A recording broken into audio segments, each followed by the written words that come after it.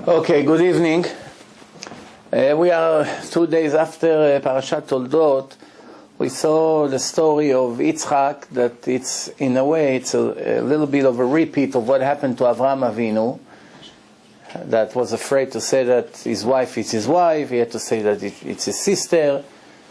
And the idea behind that Avraham did it twice, and Yitzchak is repeating it actually for the third time, because their wives were so pretty, and when a goyim saw such a pretty wife, such a pretty woman, they'll take her away, and they basically, if they know that she's married, they'll have to get rid of the husband, which means it's a death sentence. Better to say it's his sister and hoping for Hashem to make a nest than to say that this is your wife and they kill you for sure. That's the idea behind it. It's not so simple, because the Ramban with Nun, complained that this is a problem with Emunah. It's a problem with faith. For such legendary people, Avraham, Yitzchak, to afraid in such a way for their life and not trust Hashem 100% like they should have been, so the Ramban makes a comment about it. It's very deep. That's not what I came to talk about. One thing to highlight from this parasha is that it's very interesting, because this parasha basically signified what happened to us with the descendants of Plishtim, of Esav.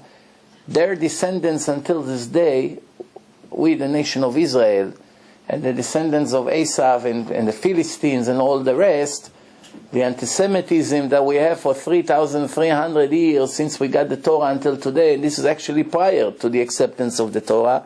This is before the Torah was given. Yitzchak is like 200-300 years before. We see that it's always a repeat. When we have a Jew that is very successful, he's become very wealthy, in this case it used to be Avraham, now it's Yitzchak. He has servants, the servant digging wells. Wells, that was the source of water. You have to dig very deep in the ground, you find water everywhere you go. Otherwise, if there's no lakes or no water to drink, that's it. You don't have any water. It's not like today you have pipes all over. You come to your faucet and you get as much as water as you want. That's the way it was. To make a well was a matter of life and death. Every well he digs, they come and they block it. And that's why we have a city in Israel until this day, it's called Be'er Sheva. It's interesting, the Torah says Ad Hayom Hazeh, until this day, which means, every generation you read in the Torah, it still says Ad Hayom Hazeh, and in reality it worked out fine. But thousands of years, there's still a city called Be'er Sheva. It's very interesting. But besides the point, the idea is like this, that we see that the nations, when they see such a successful person from the descendants of Israel, it bothers them. That's why a very recommended idea to Jews that live in exiles or in every other place, not to attract so much attention, especially when the economy is bad, because you have no idea how many pogroms and tragedies started because of the financial success of the Jewish community. If the community is now wealthy, they live in simple houses, they drive simple cars, it doesn't attract so much hate. Why? It's not so much about it. Look, he's also poor, he's also suffering like us.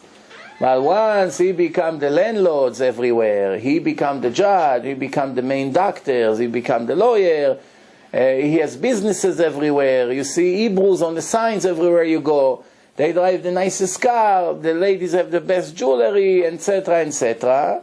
And they begin to control the banking system, and even in our day, what they call Hollywood and all this nonsense, that attracts negative attention and brings problems later on. That's why Yaakov Avinu, when he sent his sons to Egypt in the time of starvation, he told them, don't walk through one gate. We're going to see you all from an important family, all these brothers coming in one door, it's going to attract so much attention and ayin hara. Each one of you comes separately from a different door. This is the idea for us to learn. But the truth is that anti-Semitism is not subject to. No matter what you are, whether you're poor, you're rich, you're smart, you're not so smart, you're employed, you're unemployed, male, female, all history shown that there was always exist. And it's a part of the creation. It's actually, I'm sad to say it, but it's a part of the plan of Hashem. Hashem sends a policeman around us to watch us what we do, and that's all this going around us to wake us up to do the right thing. If we're not doing the right thing, obviously we're paying the price. So this is a little bit about the parsha. Now I want to ask you a question from subject to subject. We have a mitzvah in the Torah. We saw in this entire last parashot how soulmates are made together.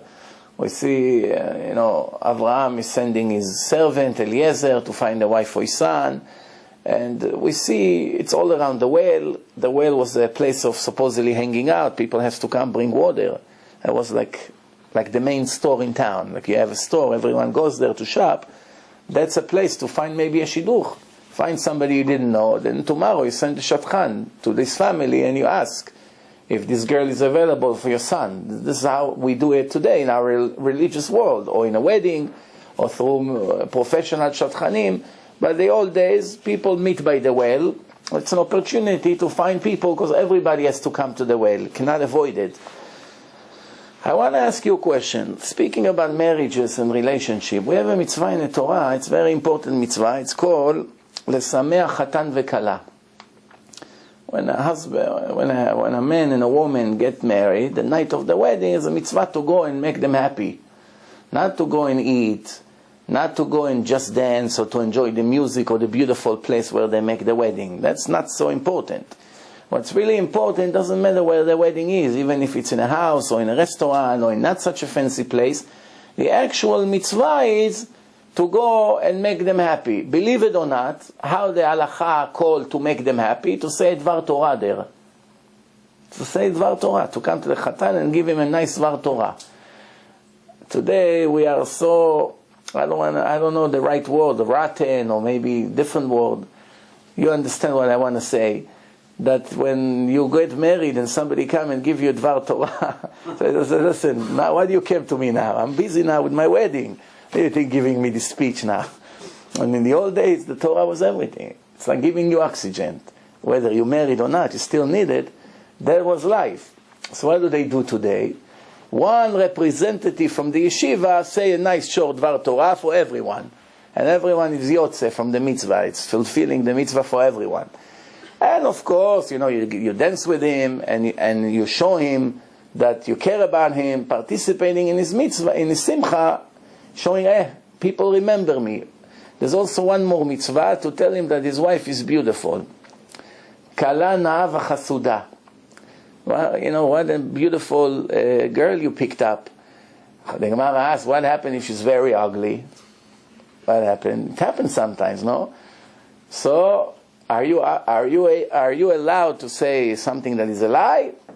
Or you better be quiet. Or if he asks you, you have to tell him the truth. I'm sorry, I'm very sorry to disappoint you, but what's the point? So the Gemara said, no, you have to tell him she's beautiful, no matter what. You have to tell him she's beautiful. So the Torah said, what about a lie? The Torah is very strict about liars. Midvar sheker tirchak. It's called sheker leshem shalom. Now we learn a new expression. A lie for the sake of peace, it's not only permitted, it's an obligation, it's a mitzvah. If two people are in a fight, you're allowed to make lies to make peace between them or to avoid more war. If you know one thing that he asks you about his friend and you're going to tell him the truth, that's going to make the war between them worse. You're not allowed to tell him, he said that he hates you, he said that that you owe him money, you're arrogant, you this, you that. You're not going to instigate between them.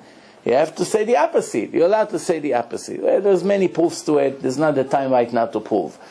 But the idea is, either way, even not for the peace, once a person already made a choice, you're not allowed to come and ruin it for him. Not only about his wife. Not only about his wife. Imagine everybody come and say, what a wife you picked up. What a wife you picked up. It's destroying him. But now it's too late already. If you told him that in the first day when he went on the shidduch with her, that's no problem. You're entitled to tell him the truth. Maybe you open up his eyes for something he doesn't see. But right now, when we have a situation here that the choice was already made, you're not allowed to ruin it for him. Why? He's happy with what he has. The more people will tell him, the more it's going to ruin his relationship. Same thing not only about his wife, about an object that he bought. Let's say he bought something, and you know that the same store or across the street, they sell it for cheaper. Across the street, they say, the same store, they sell something else, much better bargain, or better, or whatever the case is. Once he already bought it, you cannot come and tell him, I saw it for half a price over there. It's too late. Unless, in our days, in America at least, you can return it. If you buy it from the major department store, they have a return policy. We have to see if maybe you're allowed to tell him, save him money. You can go and return it and buy it over there. But in a place that they bought it and that's it, it's done, or used it already, there's no return, you have to tell him it's beautiful, and you're not telling him, you should have asked me over there, it's half a price. Why? It's done already. Whatever it's done, is done. Speaking about liking his wife, it reminds me a story, a true story that happened. A father was telling his son that he doesn't like his wife. Told him, I want you to get rid of her, just divorce her. And the son was ignoring him, being, polite, doesn't make a big deal out of it, but another month, he's ignoring his father. So one time, the father became sick. He wrote his will. He was a wealthy man. So he had 5 sons. That's it, 5 sons. And he is about to leave $10 million. And they're going to inherit $2 million each. So he wrote that when they dies, everything he has, his children get equally. But he made a comment that son can only take his share after he divorces her. If he doesn't divorce her, he only gets $2,000 instead of $2 million. So, what happened is, he died, and the first thing that son, when he heard, the lawyer told him about the deal, right away he went to Beit Din and gave her a get. Once he got the $2 million, the next day he went back and got married her again. Baruch Hashem, he wasn't Kohen. If he was Kohen, he cannot return her. She's already a divorced woman. But in his case, he could have done it. He did it. But the brothers found out, here she is again. Right away they took him to Beit Din, to court. And now they're suing him for the $2 million. They has to give it to 4 of them, each one of them $500,000, because it's a trick. And he claims, I did exactly what the will say. The will said that I'm going to get it after I divorce her. I divorced her and I got the money. And they say, no, that wasn't the intention of our father. Obvious, every fool knows that his intention was to get rid of her permanently, not to ever see her face. Not to see her 2 hours later driving a nice car from not only he didn't get rid of her, now he has to pay for a beautiful car whenever she buys. With his money, he's turning around in his grave. So what do you think was the verdict? What do you say? He's not guilty. Can he keep the money or not? What is it? He cannot. The answer is he has to give them the money. He did not fulfill his father's wish. The judges, the Dayanim, whenever they sit in court, besides the laws, black on white, that you have in the books, they have to use common sense. A lot of common sense. The judge, the Dayan, has flexibility to do things that are not written in the Torah to get the truth out of the people. One of the things he has permission to do is to use his straight judgment. And when a case is not 100% clear, there's a doubt to here and there, he has to go into the mind of a person who wrote the will and see what was his intention, what was the cause that he wrote such a thing. And that to fulfill his wish. His wish obviously was to get rid of her. And since he wasn't, if he was back to life now, of course he wouldn't agree that they take the money. So they ruled it back, and he had to pay back the money. He used to be a judge in Eretz Israel, big tzaddik. His name was Rabbi Yaakov Mutzafi. His son also is a big Rav today. And, he was a Dayan in a court. And one time, two Jews came to court, to Beit Din. They're friends for 40 years. Like they say, with friends like this, who need enemies?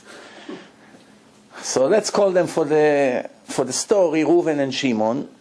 Reuven lent, I don't know, $50,000 to his friend Shimon. They work in the same factory in Israel, to marry his daughter. He told him, next year I'm getting my pension, in one shot. I'll pay you in one shot next year. So you all said, don't worry, you have the money, you'll get it. No, so he lent him the money. It's like brothers. Every day, from morning to night, they're together for 40 years. A year later, he got his pension. 1 day, 2, 3, 4 days. And guess what?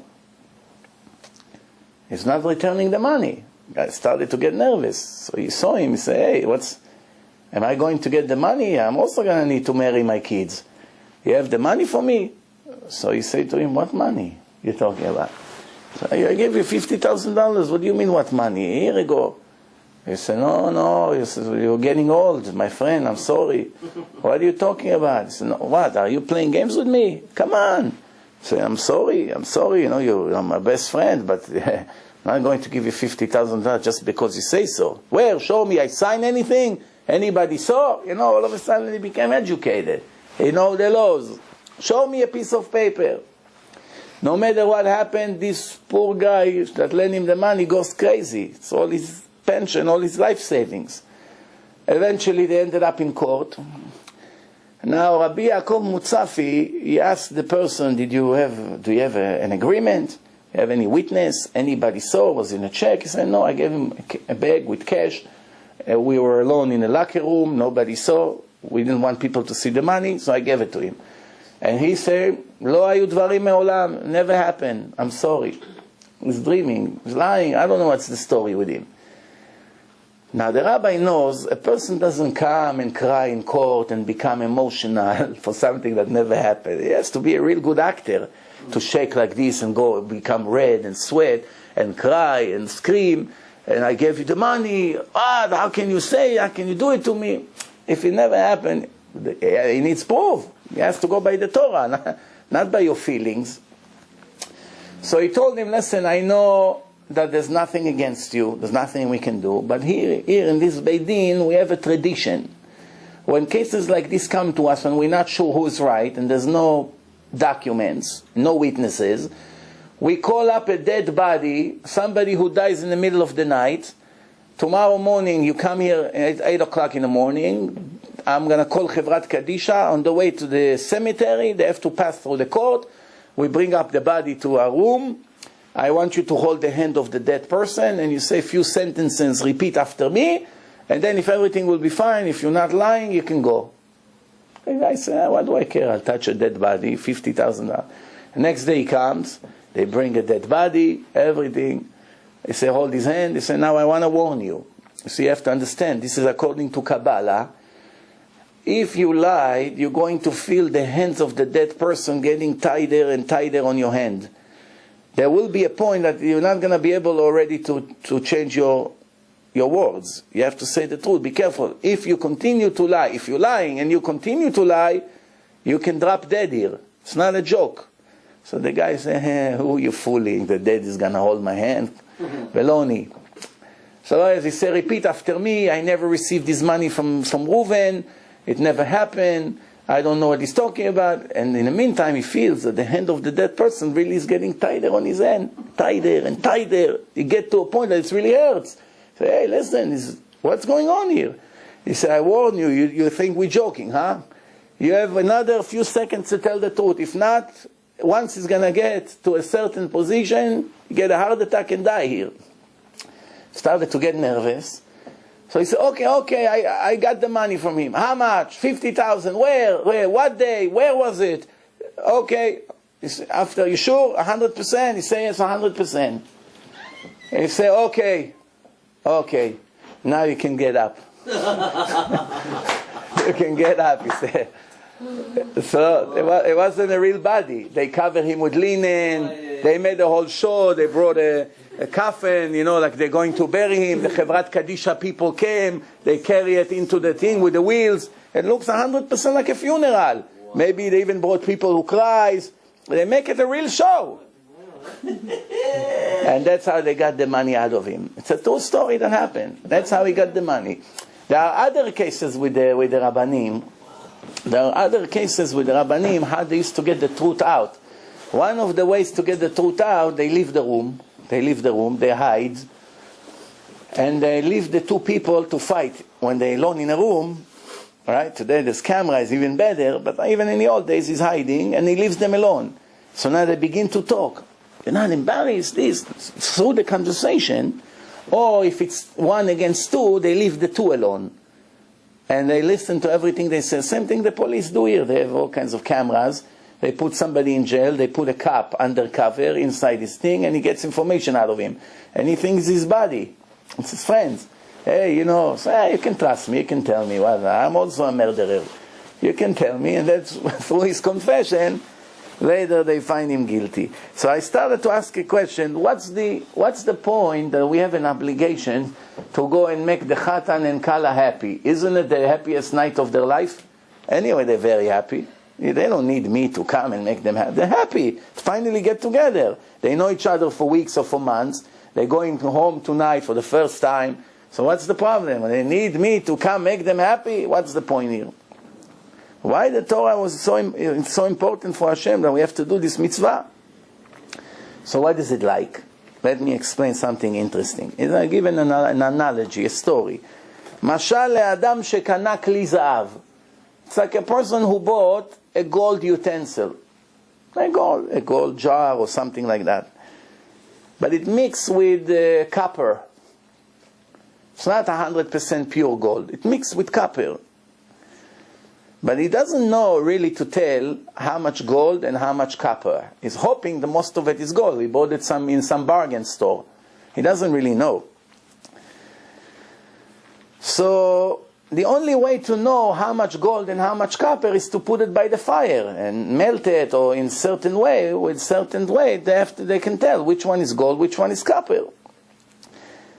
In the meantime, he's very upset. He's depressed. Oh, I paid $2,000. Maybe it doesn't worth anything. What a fool. How do I know I made a good deal? In the end, I'm going to find it's 95% copper. Only in the outside is gold, So he's upset. So his friend comes to him. He saw that he's upset because of that. So he's telling him a joke. And you see that the joke didn't make him any happy. Still depressed. So his son, look at his father, is very upset. The son liked the joke very much. And usually his father would laugh very much from a joke. But now, you see that he didn't even smile. Then after a few minutes, another friend saw that. And he came to him and said, I bought the same jar yesterday. You bought it from that store? Yeah, I also bought it, and I checked that this morning. It's almost all pure gold.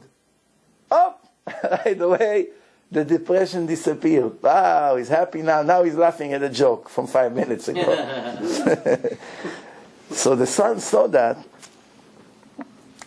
So the son came to his father. He said, oh, look, the first one told you a beautiful joke. You don't care. Now this guy said to you that he bought this thing and you're very happy. So the same thing here is in a wedding. What's the comparison here? How you compare it to a wedding? When you come to a Chatan and Kala in the wedding, and you say to the Chatan, to the boy, Kala na'ava chasuda, what a beautiful wife you got. Right? He knows that he made a good deal. Same thing with the jar, with the gold. Until now he was curious. Did I do a good deal? If she is going to be a good wife, what people thinking about her? Is she pretty enough? People like her, people don't like her. He doesn't know. But when every person comes and says, oh, what a beautiful kala, that's like telling him, oh, it's all gold. So it's not that, of course, naturally he's happy, it's his wedding, but he still has doubts. Until the last minute he has doubt. When the doubts is disappearing, the doubts disappear The doubts disappear when everybody come and tell him what a good deal you make.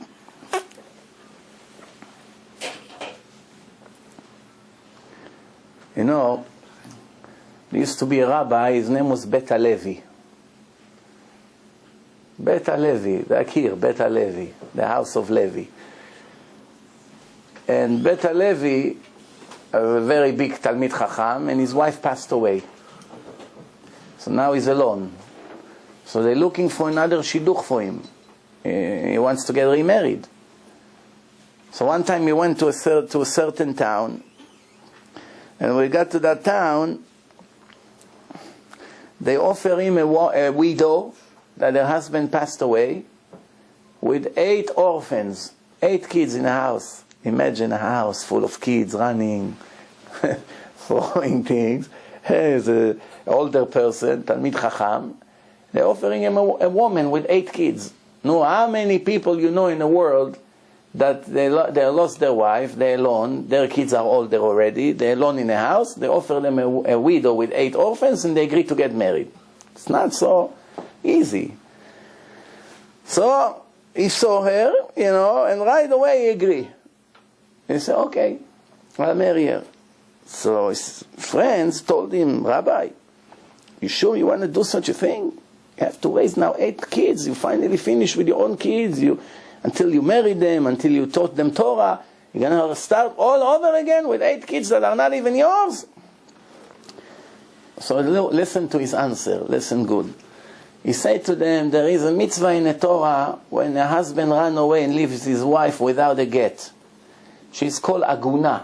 Aguna means she cannot get married until she gets the get. It can be a year, it can be 10 years, it can be 50 years. There's no expiration date.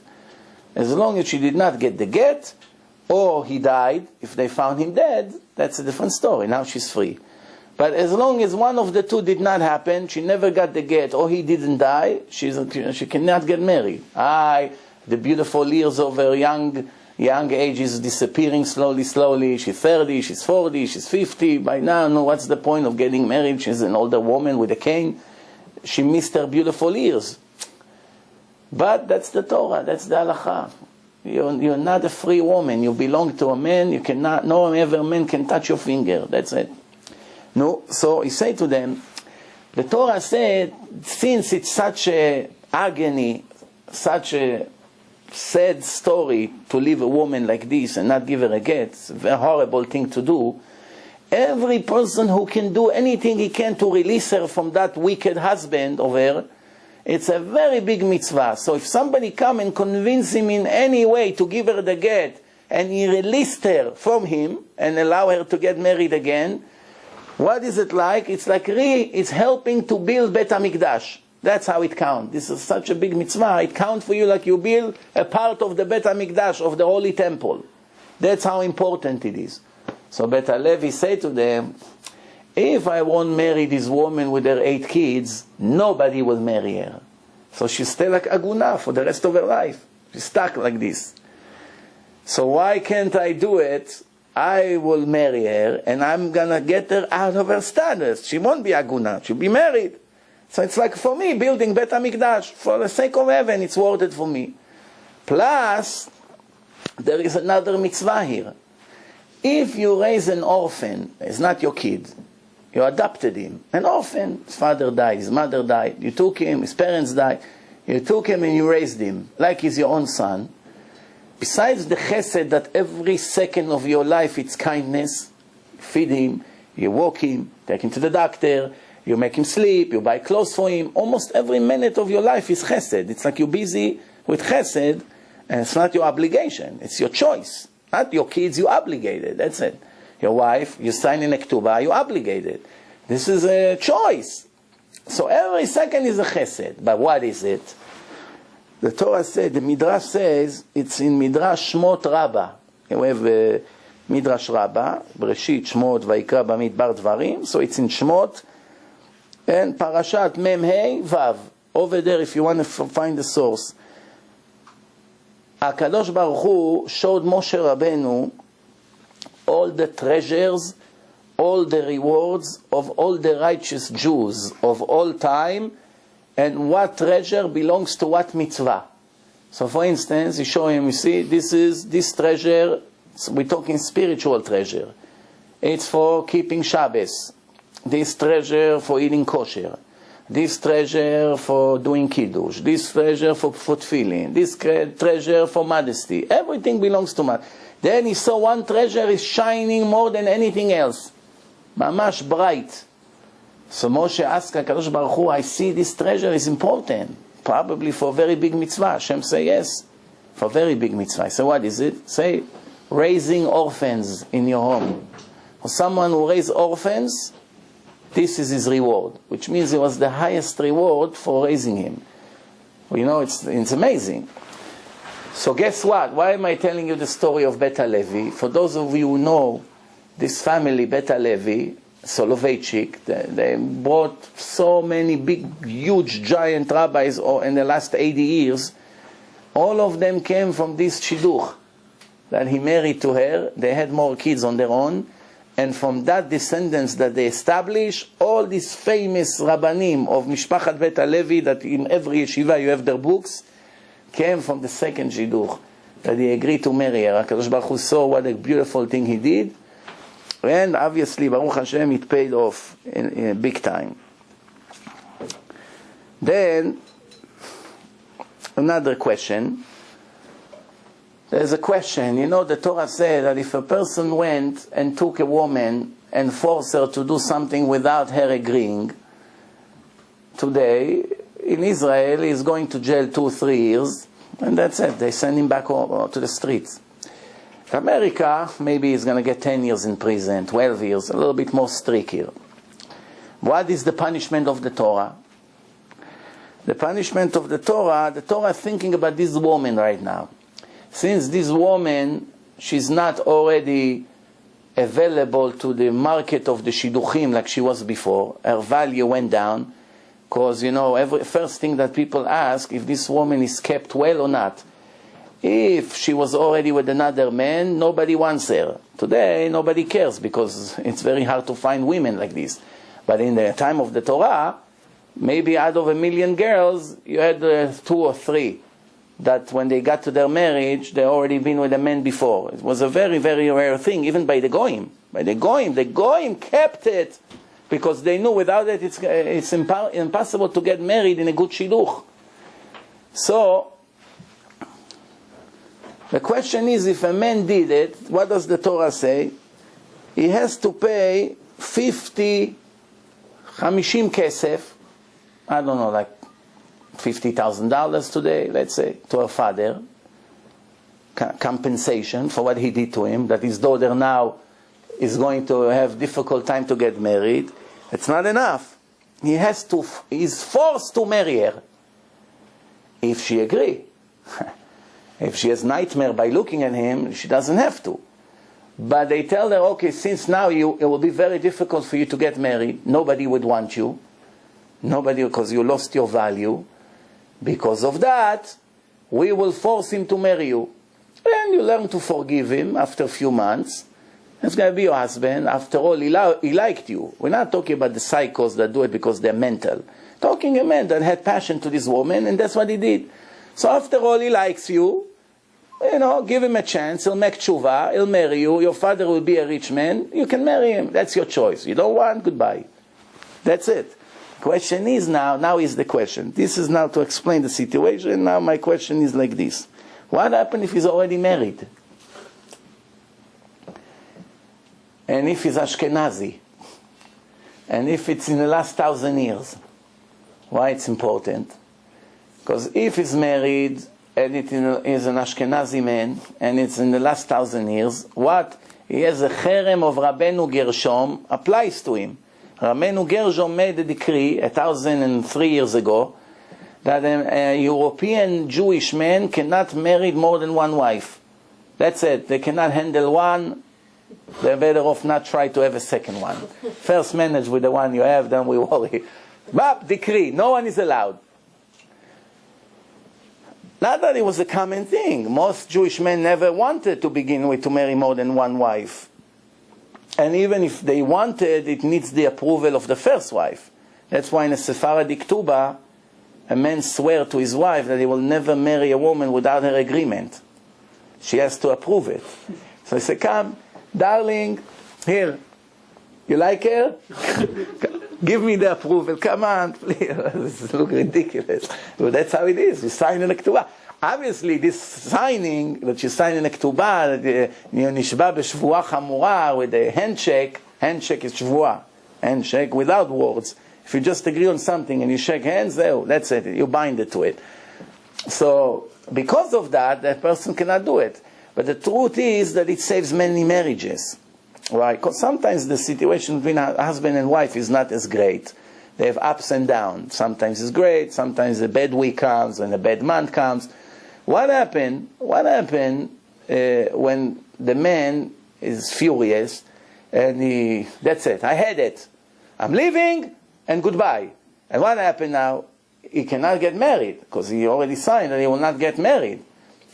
If he wouldn't sign and she doesn't want to get divorced, she said to the rabbis, I want to stay married to him. No, I don't want the get. No, don't give me a get. I don't want.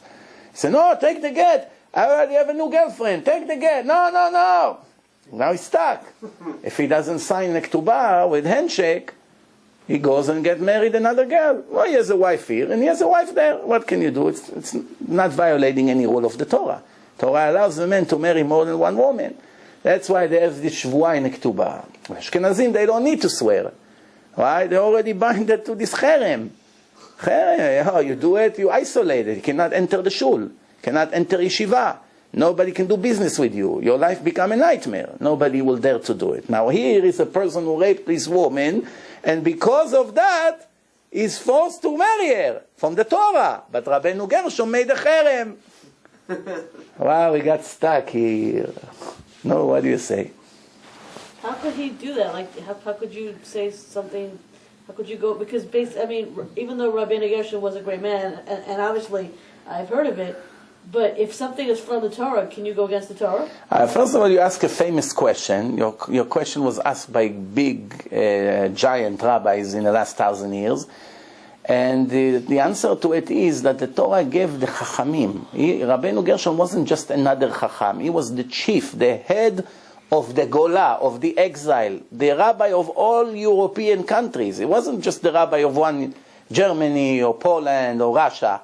He was the chief authority in the entire, of all the thousands of other rabbis that were all in Europe. He was on top of everyone. And when he saw that people are leaving their wives and running away with the boat to another country, I don't know, from Germany to Poland or from Poland to Russia, remember, there's no trains, no planes, no telephones, no internet, no cameras, nothing. You left her here, you went to Moscow, nobody will ever know where you are. You met a Jewish girl in a shul, you come, you have few friends that know you for 2 weeks, they testify that you are a single guy, nobody knows you have a wife and kids somewhere else, you neglected them and you married another wife. So that's why he made this cherem, because people became rotten. I give you an example. The Torah says if a Jew is stealing, what's his punishment? He has to pay double. What happened if every second person became a thief like today? Nobody's scared from paying double. You say, well, what do I have to lose? I'm going to go to the gym with all the Jewish yeshiva guys running. I don't know what they do in the gym. It's supposed to be in yeshiva, and I steal $100 every day from someone's pocket. What's the worst can happen? After 100 times, somebody will catch me once. I'll give him 200 and continue. So what do I have to lose? So once in a while I pay double. So what happens if this is the situation? Nobody is afraid of Hashem. They're only afraid of the punishment. And since here the punishment is not severe, people steal. The king, which is the chief authority, can make a decree to kill them. Torah didn't say to kill a thief. The king can say from tomorrow morning, 9 o'clock, everyone who will be caught with 2 witnesses stealing even $1, they bring him to me, I chop his head off. Permitted. Torah gave the king an authority. Why? It's called tzav hasha'ah. It's called an urgent thing that applies to the moment. You understand? So to prevent, in Hebrew we say andrelamusia, I don't know the right word in English, an anarchy. to create a mess, to prevent a mess, the chief authority has to make decrees. Same thing in Yichud. A man and a woman cannot be in a locked room, that the windows are sealed, or the door is locked, or or in an office when the door is locked, or anything like that. Why is it? Because up to 2,000 years ago, people were very, very strong. They didn't make sins. Even if it was with a woman in a room, even for a week, he wouldn't look at her. Very modest people. The rabbi started to see that people are not so modest as they used to be. So what did they do? They made a committee and they made a decree. What's the decree? It's called yichud, being together alone in a locked room. As soon as you locked yourself with a woman, the Yetzer Hara begins to work. Oh, nobody can come. You're alone now. Take advantage of the situation. But if the door is open and the window is, everyone walks by and see, or any second somebody can walk in. It's a public area. The Yetzer Hara doesn't begin to work. The evil inclination of a person doesn't start. Why it doesn't start? Because it's not gonna. Anyway, it's not realistic. It cannot happen. So this is it. So the Chachamim saw that something like this happened. The Chachamim saw that something like this happened, and they said from now on, it's not only not allowed to touch a not married woman, it's not allowed to be together in a place that maybe you have a thought or do something like that. You understand? So this is an example how the Torah didn't restrict that, and the Chachamim made a restriction because to prevent sins. So the answer will be here that he will have to give her enough money for another man to marry her. Because in those days nobody wanted to marry a girl like this, right? But let's say he would introduce her to another Jew, and he likes her, she's pretty, everything is fine. So he tells him, he presents her, and he says, but, there's always a but. But you should know that something happened. He doesn't say that he is the reason for it. Something happened to her 2 years ago, 3 years ago. Oh, forget about it, forget it. Why, you should have told me that in the beginning. Why I went on 5 dates with her already? Why, I took her to 5 different restaurants. He said, no, shh, don't worry. Pretend you don't know. I'll pay you off. How much you want to marry her? No. I'll give you 10,000. Is that okay? No. Okay, 20. No. Okay, 50. Don't say no. Okay, 50, I'll marry her. This is obligation. It's not a joke. This is mamash halacha. He has to marry her. Why? Because he was the one supposed to marry her.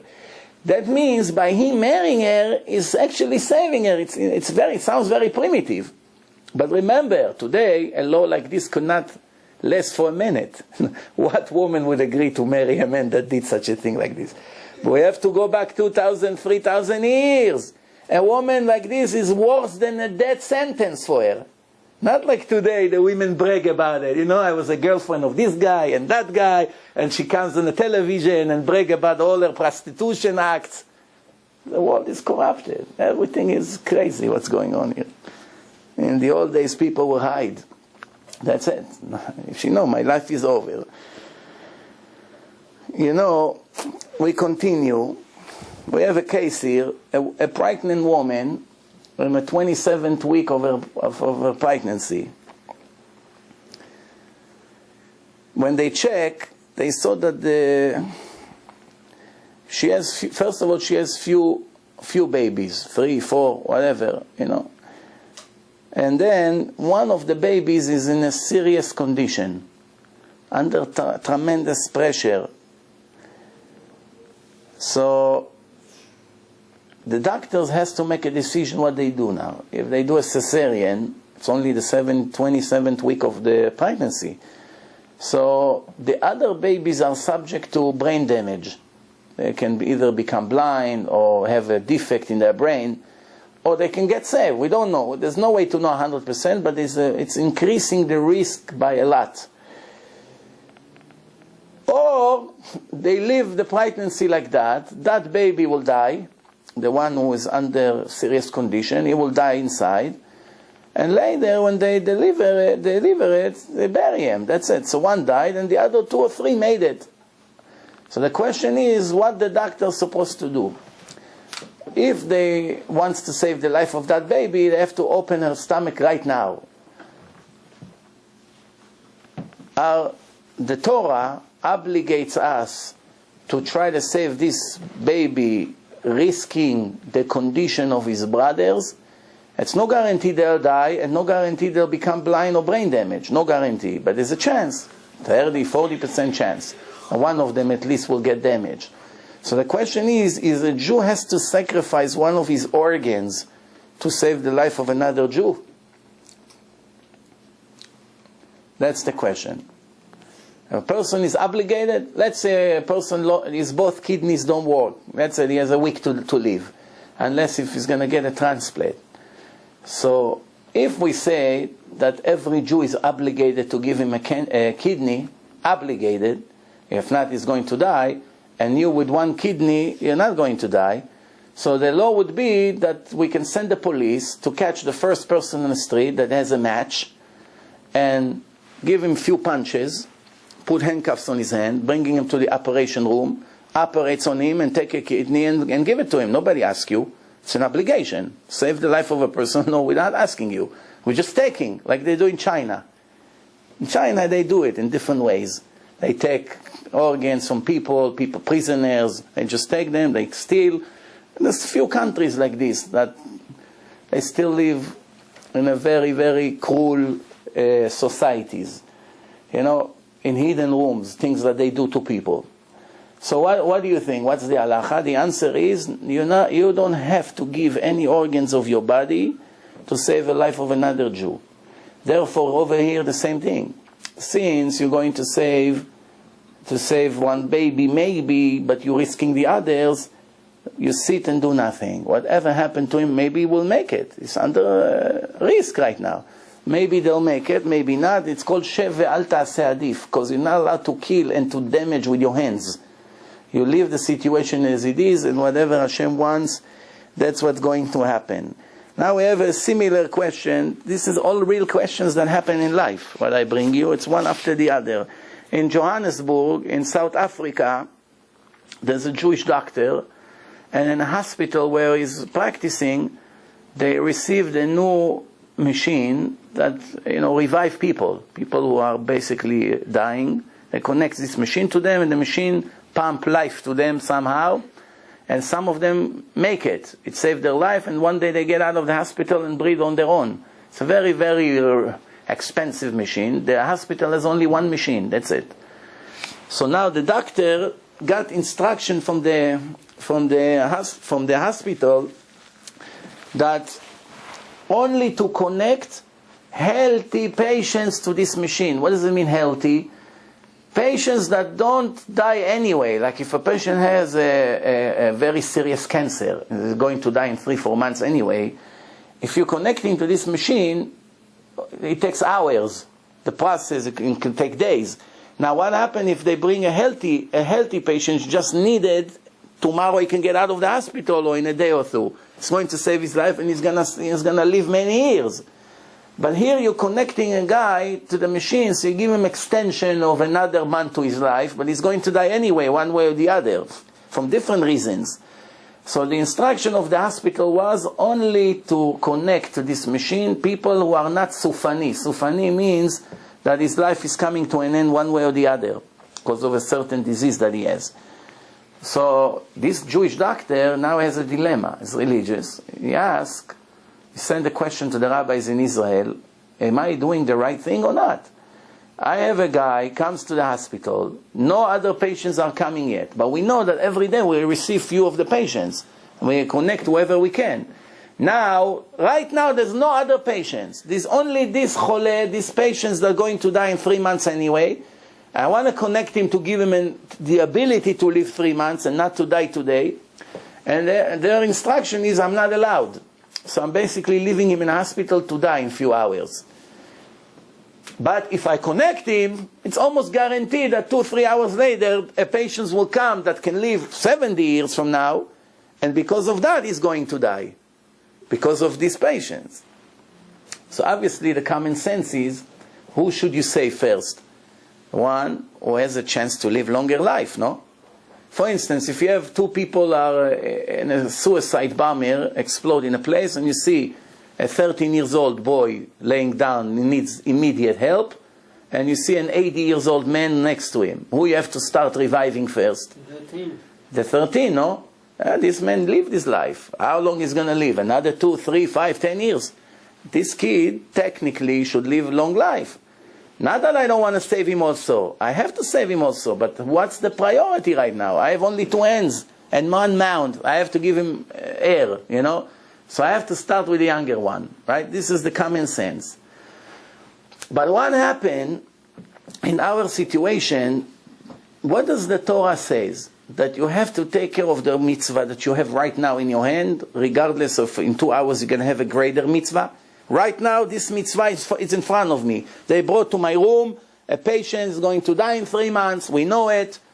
But right now I have an obligation to revive him, because the Torah says that even if we know that the patient dies in a minute or in an hour, we still mechalel Shabbos on him. If he got wounded in an accident, we know anyway he's going to die, this guy. He has AIDS already in progressive situation.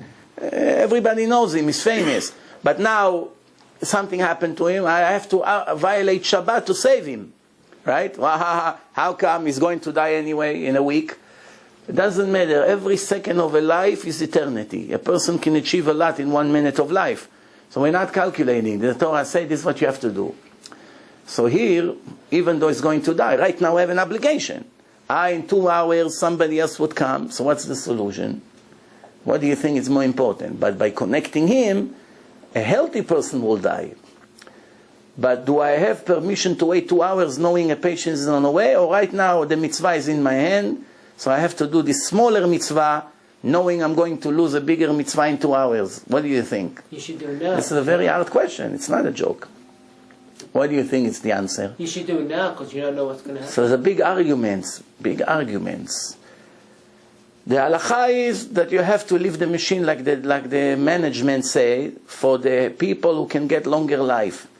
If you know that patients are coming every day, guarantee. Every day you have 2, 3, 5 that coming every day, then it's an obligation. But if they come, sometimes yes, sometimes no, you don't count on them to come. You have to take care of the one who is in front of you. Rav Zilberstein came up with a brilliant solution.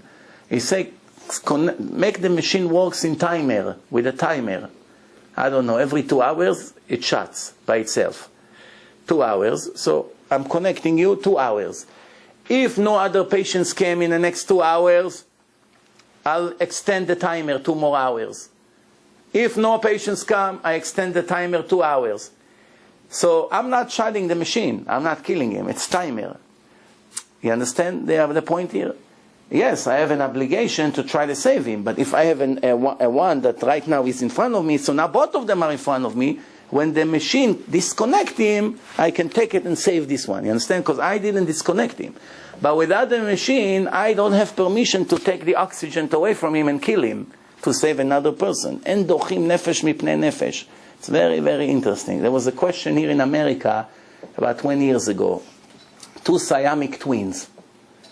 They born connected with the chest. 2 little Jews, kid, connected with the chest. One of them has a full heart. The other one has half a heart. Half. Size of the heart, half. Connected. The doctor wants to separate them. Once they separate them, the one with the half heart dies right away. So they told the family, the faster we do it, the better it is. The family is religious. They went to Rav Moshe Feinstein, the posek of America. He went to a room for 10 days, he didn't come out. To review the entire, every page of the Torah that speaks about things that he can learn from, he put on a table and he came with a decision that they're allowed to do it. What's the doubt? By separating them, you're actually killing the other one with his hand, with your hand. You're actually murdering him. And the Torah says you don't kill one to save another. If the Goyim comes to a Jewish city that's surrounded by a wall, and they say, give us this guy, if you don't send him out of the wall for us to take him, we kill all of you. You're allowed to give him or not? If not, they'll kill everyone. So of course you can tell them, listen, you want him? Come and get him. We don't give it to you. But let's say they say, no, we're not coming in. You have a trap there, we don't trust you. You bring him out to us. You take him and force him to go out and they kill him. You're allowed to do such a thing? No. What do you say? No. No difference between you and another guy's life. So it's depend. If this guy is guilty, he has to get a death sentence anyway. He's guilty. And they say his specific name, one way or the other they're going to kill him because they came to kill him. Then you try to convince him to leave. If he doesn't want, you push him out before they kill everyone. But if they say, give us one Jew, we don't care who, nobody guilty, just for our fun. They want a Jew, to kill him tonight. That's our mood. And you have to give one. You may think, okay, let's take one that is anyway going to die in 2 months. It's very sick. We'll give him, you're not allowed. Because you're not allowed to murder a person even a minute before his life's supposed to end. You're not allowed to give. But if they say specifically that they're looking for someone that is guilty of something, that's a different story. But over here, by separating them, you're actually killing a person. So what's the answer? So now come and learn a beautiful law in the Torah. Sad and beautiful at the same time. We have a law, if one Jew runs after another Jew to kill him, with a sword, with a gun, with any kind of something that is about to kill him, and you scream to him, stop, and he continue to run. If you have a gun or a sword, you have an obligation to stop him now. First, you have to aim to his legs. You don't kill him right away. You try to wound him. Or if you can prevent him by locking a door or any kind of way, of course, without killing him, you have to do it. But if the only way to stop the murder is to kill the one who runs after him, before you know the details, maybe he's right. Maybe the one who runs away deserves an execution. You don't know the details. There's no time to check right now. You're allowed to kill him. It's called din rodef. Din rodef. You're allowed to kill him to save the life of a person who runs away. Why? Because it wasn't sentenced in court. He's going to kill him for whatever reason it is. You're allowed to kill him. You're not allowed. You're obligated to kill him. Based on that rule comes Rav Moshe Feinstein and say like this. The baby that has half a heart, he's getting his life from the healthy baby. Without him, he cannot live. How does he live? From the system of his body. Because his heart, if he was born alone with half a heart, he would die in a minute. It's not enough to revive his body. So basically, it's like putting a gun to this baby's hand and taking his life away from him. But now, this is the situation.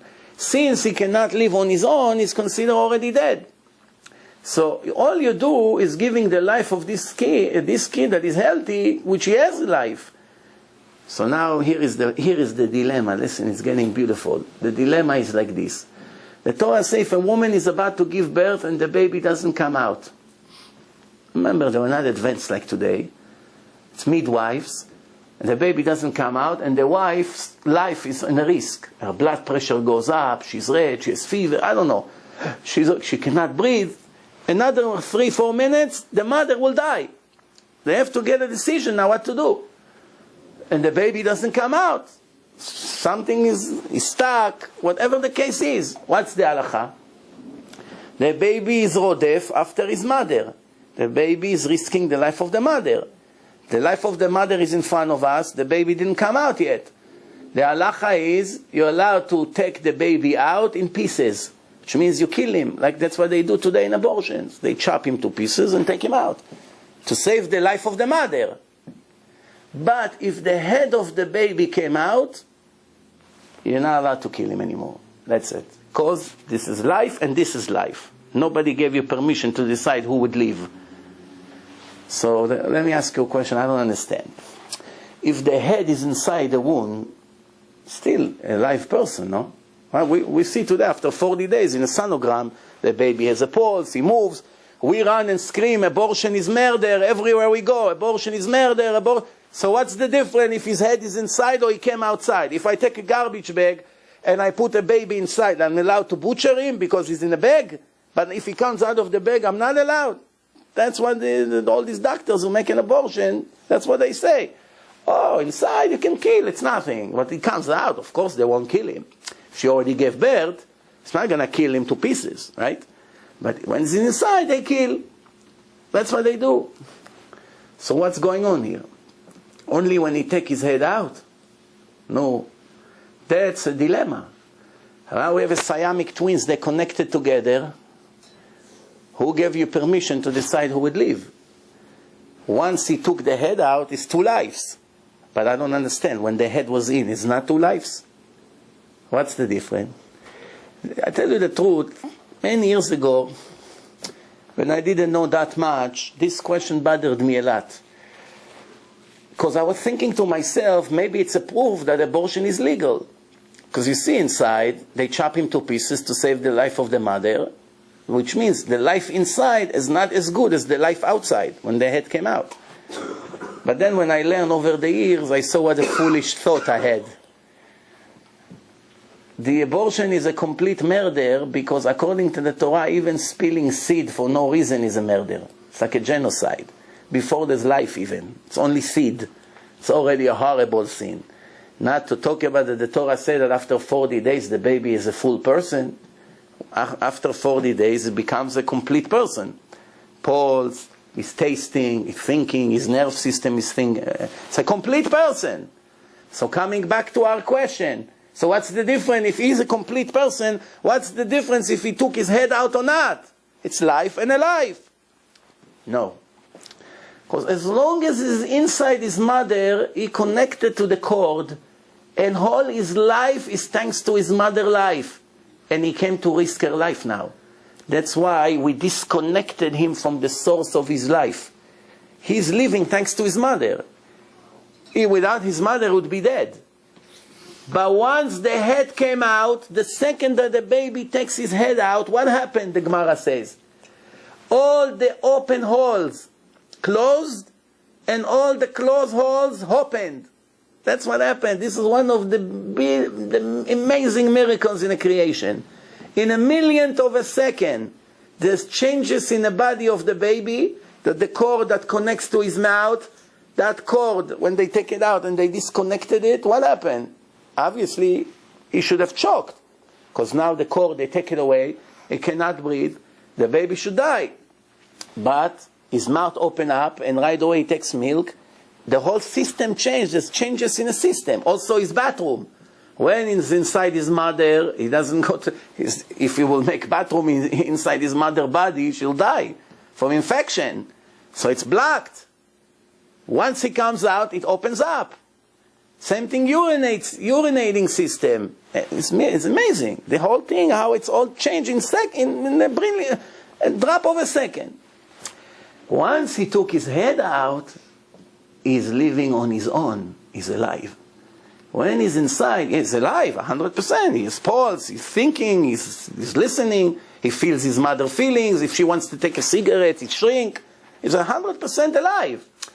But the source of his life comes from the mother. What is it like? Like a person who is connected to a machine. If you disconnect the machine, his life is finished. What really keeps him alive? The machine.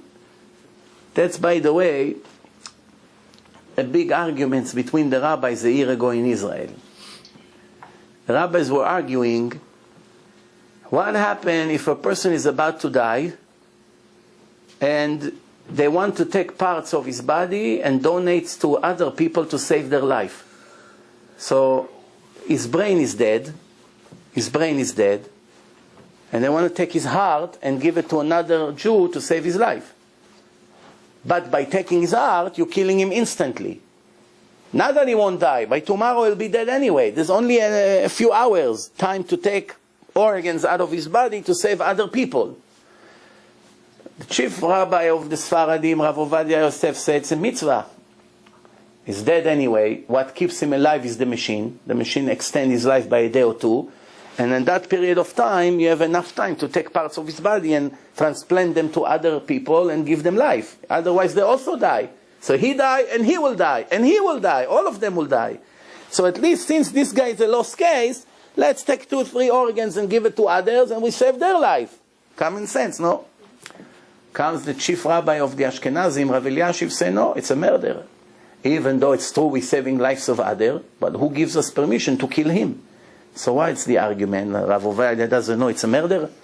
You also know you're killing him by taking his heart out. He claimed, what is death according to the Torah? When is a person is 100% dead according to the Torah? Remember, the time that the Torah was given to us, we didn't have all these equipment. How a person is known as dead person, once he doesn't breathe, he's dead. According to the Torah. The Torah never had to bother with the arguments who's considered dead, brain dead or heart dead. Why? Because once a person stops breathing, they know he's dead in a minute or two. That's it. That's what the Torah says. Lechol asher neshama be'apo. Everyone who is still breathing is still alive. Once he stops breathing, he's dead. Today, the machines made a mess. The machine changed the situation. A person is dead. He died. You connect him to the machine, you give him some shocks in his chest, he's back to life, and the machine keeps him living for another day or two. Comes Rav Ovadia and says he's really dead. Because he died according to Torah, he's died. He stopped breathing, that's it, he died. Brain, heart, doesn't matter, he's dead already. What keeps him alive? Equipment. The Torah didn't speak about it. It's not murder, he dead by himself. I don't have an obligation to continue to revive a dead man artificially. Rav Eliashiv said it's true, the machine keeps him alive, but there's a doubt. How do we know? The Torah didn't speak about it. Still a doubt. You don't have permission with the doubt to murder a person. Maybe it's a murder. Big arguments. When I sat with the state controller of New York, one time we went to Kolbe restaurant here. No? And so what happened is that we went to sit, we're arguing, if you know him, his name is Avesi, he's all over the news now. You hear about him on the television every week. So I sat with him for 3 hours. He came to my lecture, and then we sat for 3 hours arguing if the Torah is divine or not. Right here in Main Street. So I told him, that's when this argument was fresh. It was all over the news, I think, that day. So I told him, it's very interesting things in the news today. So he told me, I can't believe you're telling me this. In the 70s, we had a case like this. And I wrote a letter to the Supreme Court to define what dead is. So one of the judges called me begging.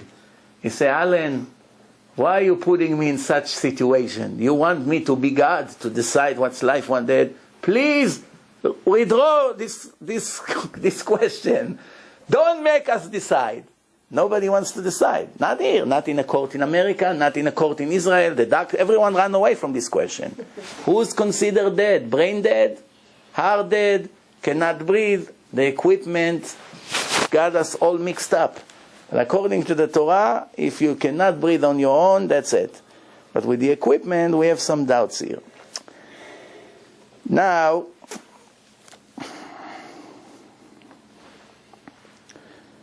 another question. There's a mitzvah in the Torah, asur lenachesh. Person cannot go by signs. For instance, he say, I'll go to do the test tomorrow morning.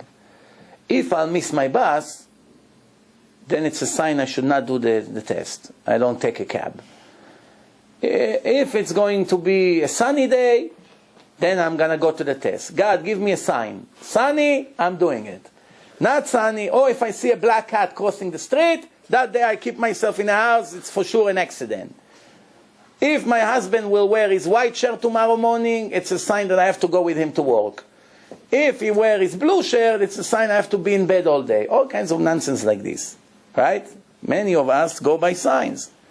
No, so the Torah said, and you're not allowed to do it. What does it mean you're not allowed to do it? It's the custom of the Knaanim, of the Amorim, I should say. The Amorim was one of the 7 nations that the Torah mentioned. Kemaaseh ha'Emori. The Amorim, all these 7 nations that sat in Israel when we occupied the land, these nations, they are full of magics and black magic and all kinds of things like this that they have in Haiti. People are wondering why God is so angry at Haiti. One disaster after the other. Just finished with few 100,000 that died, an earthquake, and a hurricane. Every week something else over there. You hear the news, no? Why? Number one in the world in magics, black magics, all kinds of worshipping idols. They are the world expert over there. Every other person over there, he has in his house all these idols, all these kishufim, killing each other, doing all kinds of voodoos. And this is the things that Hashem hates the most. So one person, he's supposed to fly tomorrow on a business trip. He has his tickets ready in his closet. And in the middle of the night, fire happened in the house. And guess what? From all the things in the house, the tickets burned. He had the tickets in an envelope. Once he put the fire off, nothing got damaged, not the suit, not the shirts, nothing, not the shoes. The envelope with the tickets got burned. So in the morning he said to his wife, I'm not going on a trip. God sent me a clear message. How can I go on a trip? The tickets burn? Yeah, I can make new tickets, no problem, in a counter. But don't you see the sign? Based on what I just said, it's not allowed to do it. No, what do you think? What's going to be the law? Comes to the rabbi to ask him, should I go on a trip or not? No, what's the answer? Sure. The Gemara bring a story. The Gemara bring a story about Rabbi Akiva. You heard about Rabbi Akiva? Rabbi Akiva one time walked with his donkey and his rooster. Why does he need to walk with a rooster on the street? An alarm clock. The rooster, sunrise, dawn, the rooster begins to make his noise. So he has a rooster, a donkey, and a candle. Candle, it's like a flashlight. He comes to a city of people. He asks them if they have a room for him to sleep for the night. They couldn't find him a place to sleep. So he doesn't have a place to sleep. So he decided to go and sleep in a field. What can he do? He puts his donkey there. By walking in the field, came the wind, and the candle went off. He's alone in the darkness now, in the middle of the night. No, so he decided to sleep where he is. So he set up his bed. He's about to sleep. A cat came and attacked his rooster, rip him apart. The rooster is gone. Rabbi Akiva said, Kol man de'avid rachmana latav avid. Everything Hashem does for good. Now he has only his donkey. Before he even fell asleep, came a lion that passed by over there. He escaped from the safari in Ramat Gan over there. The lion came and killed his donkey. Now he doesn't have an alarm, he doesn't have light, and he doesn't have a car. The donkey, stuck alone in the middle of the field. Everything Hashem does for a reason. The morning came, he looked around, all the people of that city are butchered. Came the Romans and butchered all of them, which means if he will give him a room, he will be dead. If the candle wouldn't go off, they'll find him. They see light in a field, they come and kill him there. If the cat wouldn't kill the rooster will go 4 a.m, coo, the Romans say, oh, we're on the way. Somebody is there. And if the lion wouldn't kill the donkey, what would happen? What would happen? They see a donkey standing over there. Oh, here, we can see the donkey. They look around, they see a donkey, they go. That's the story. So the Ben Ish Chai asked a question. I don't understand, he say. Why Rabbi Akiva didn't light the candle again? The wind put the candle off. No, so he's stuck now in the middle of the night because your light went off. Change the battery. Well, you have to understand, it's not candle like we have in Hanukkah candle that we walk in the street. Nobody is a moron to walk in the street with a candle light. Every second you have to light it again. There's wind. They have a special oil, menorah with glass. It's covered with glass. Of course, what? People walk in the street at night with this. It's protected from the wind. So Rabbi Akiva saw that the menorah, the light, went off in such a weird, bizarre way. How? It's blocked. The wind never puts it in. The wind got from the bottom to some hole that was there and put it off with something like this. Never happened. It's a sign from Shamayim that I have to park here. So based on that, you see, you're allowed to do signs. Same thing with the tickets. If the sign that the menorah went in such a strange way, of course he can put it back on. But he saw it's a siman from Shamayim. He said, Rabbi Akiva, it's like Moshe Rabbeinu, he's in his level. Say, I'm going to park here, and his life got saved. So that's supposedly a proof to the case with the tickets. You agree or not?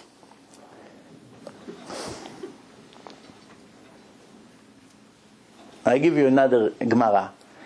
This story that I told you was Gemara in Brachot, page Samech, page 60. You can see it in Masechet Brachot. It's a very famous story. The second proof is Gemara in Moed Katan, page 17. What's this Gemara? Rav Yehuda, before he died, he took a Talmid Chacham that made Chilul Hashem. He did some Avera and it became a big Chilul Hashem. People were speaking about the Torah. How can a rabbi like this did what he did? So Rav Yehuda put him in Nidui. It's a punishment. You're in isolation. That's it. No, so he's in Nidui. In the meantime, after a while, Rav Yehuda passed away. The rabbi who puts him in isolation, he passed away.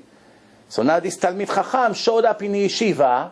He came to the rabbis and he said, please release me from this Nidui. Tatiru li ta Nidui.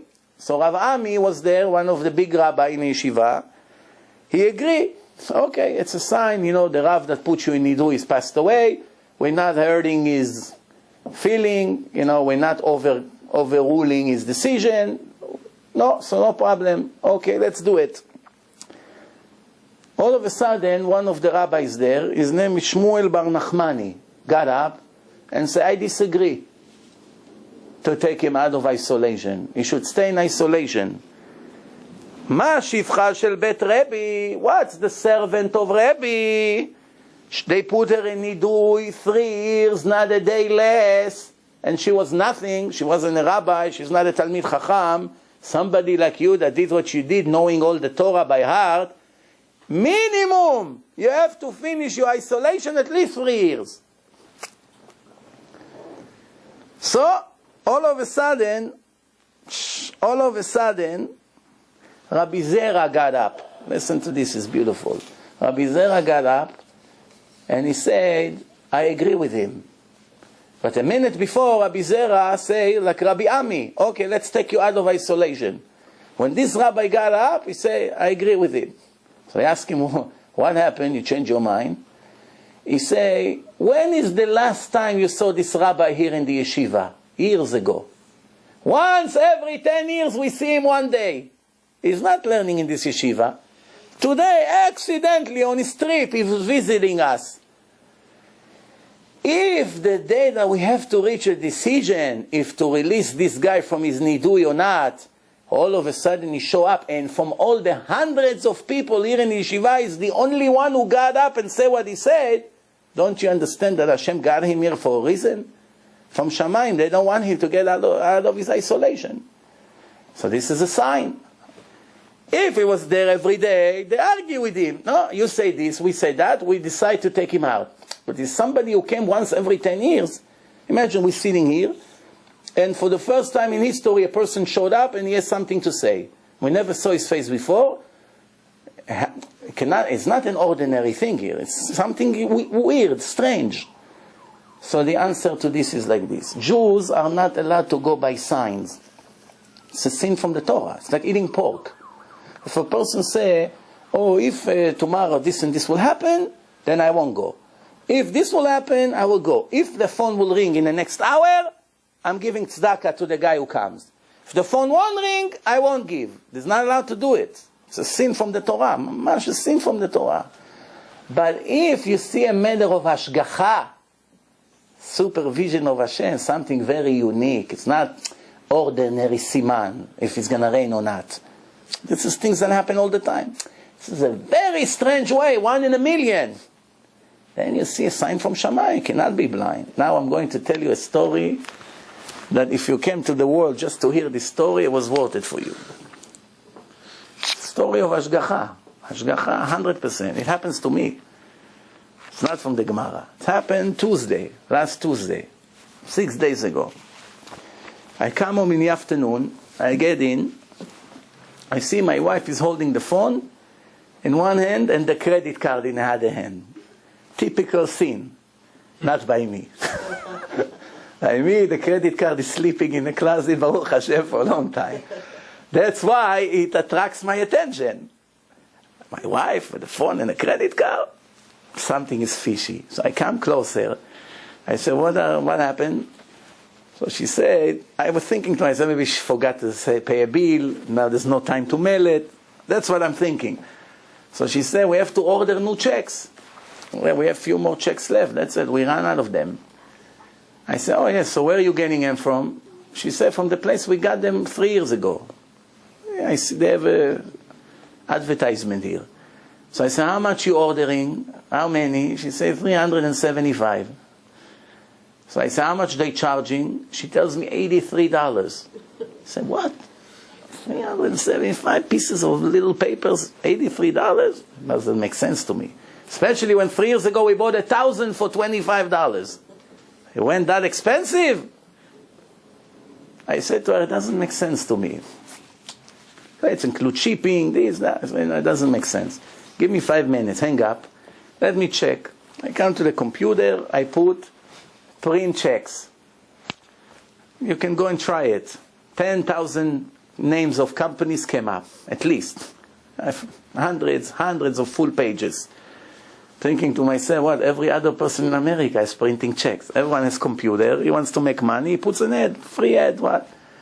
How would I know which one to choose? Well, I have time to save 40, 50 bucks, I'm going to spend my whole day on the phone now. So I'm thinking to myself, you know what, let me gamble on one. Let me choose one company. I don't know, all of them, the cheapest price, best prices, all of them. Let's choose this one. I clicked on this one, beautiful picture came out, all kinds of checks. Then I see the people sell over there 600 check for $37, which means a quarter of a price from the other one. Mamash, a quarter. I said, okay, that's saving enough. Probably that's cheaper, but that's good enough. No, going down 75% on a price in a minute, good enough for me, but I don't have patience to start typing credit card numbers. So I say, here is an 800 number, let me call. Listen good to this story, because you never heard such a story, I'm telling you. So I said, let me call. I call up the 800 number, I say, for sales, press 1. I press 1. Say, after maybe 30 seconds, a guy picked up the phone, an American guy. Hello, yes, I see that you advertise 600 check for $37, fine. Okay, is it include shipping or not? I'm thinking to myself, now he's going to give me the shipping. That's probably the trick. So he said to me, no, it's not include shipping. So I said, okay, so how much is the shipping? He said, depend to where. I say, to Muncie, New York. So he said, where in Muncie? Thinking to myself, if it comes to this street or that street, there's a difference of the shipping. There's something in his question. So I tell him, Highview corner of Remsen. He said, oh, no shipping. Just come tonight to Rav Schlesinger shiur at 8:30 and I'll bring you the box. Next to my house is a big shul. Every night there's a daily shiur. Half of months he comes to the shiur. A very big Talmid Chacham. He gives beautiful shiurim. So he's one of the people who daven next door to my home. From thousands of numbers. But the story didn't begin yet. Wait. Stories like this is mitzvah to say, because you see the Hashgacha of Hashem, not 100%, 1,000,000,000%. People who claim the world is coincidence. So I say to him, oh, you live in Muncie? He said, yes. I said, where? He say, on Bates Drive. I said, very nice. I used to live in Bates Drive. I used to rent a house there. Bates Drive. I said, where in Bates Drive? Guess what? He lives in a house where I used to live. I went the next day to pick up the checks. His daughter opened the door. Old memories. From thousands of numbers. I said, let's pick up a number. Come tonight to the shiur, I'll bring you the box. No? What do you say about this? Huh? The next morning I go to the shul, I have a